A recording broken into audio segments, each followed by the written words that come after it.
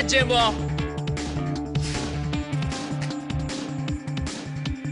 A great steak tartare is a raw beef that's sliced and cut into cubes, and then it's tossed usually with olive oil, mustard, capers. Even though we don't serve a lot of raw beef in the governor's mansion, it is a dish that I'm incredibly familiar with. Hey, Silva, can I use a little bit of your olive oil here? Olive oil, go for it. Thanks, sir. This is the roommate showdown. The three of us live together.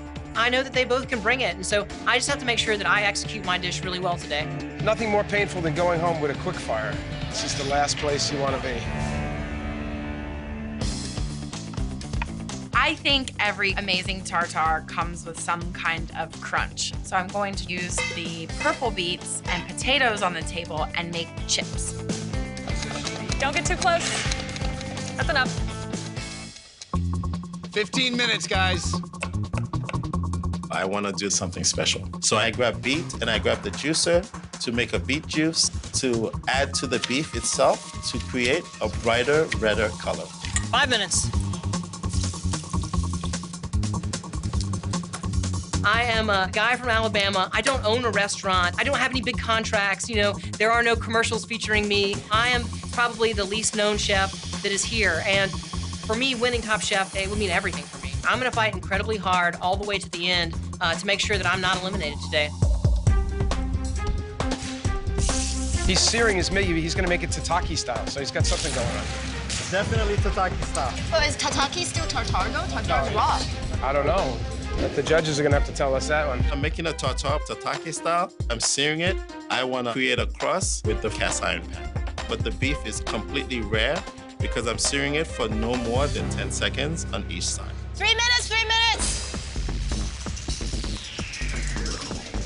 I have not been in a sudden death cook-off before. I gotta say, it's intense. It feels somehow oddly exciting. And I really have this confidence that this is not my time to go home. I have a clear idea of what I'm doing. I just have to survive this sudden death cook-off. You have 1 minute left, chefs. You got this, guys. Come on. Way to rock it out, Jim. You got these, Emily. Come on, girl. Come on. 4, 3, 2, 1. Hands up. Utensils down, guys. Hi again, Jim. Hello. I really like the way this dish came together. I just wanted to keep it earthy by pairing it with arugula and egg yolk.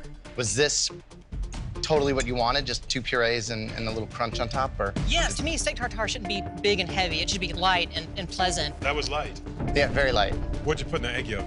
Oh, I went with a little bit of an agar to stabilize it a little bit, puree it. Okay. Thank you.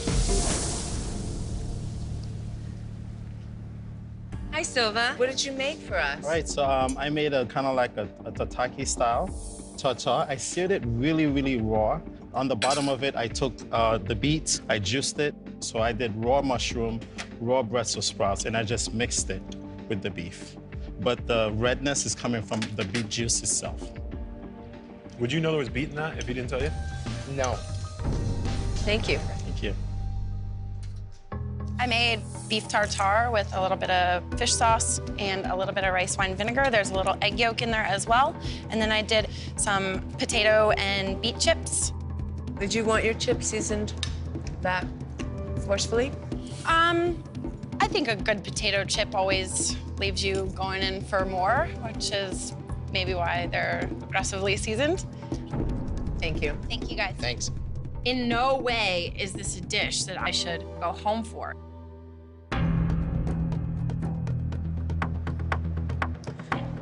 Michael and Graham, how do you think our chefs did? Jim, clearly yours was the most refined of the 3 dishes that we saw. You know, you took a very simplistic approach. The egg yolk, I'm not quite sure that it read the way that you thought it might. I would have liked to have seen more, almost like a real composed dish.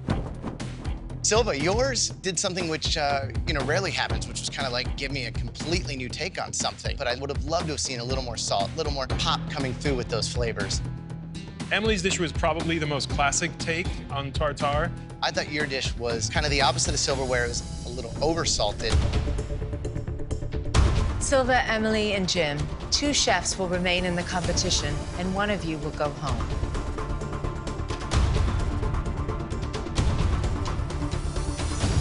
Jim, please pack your knives and go.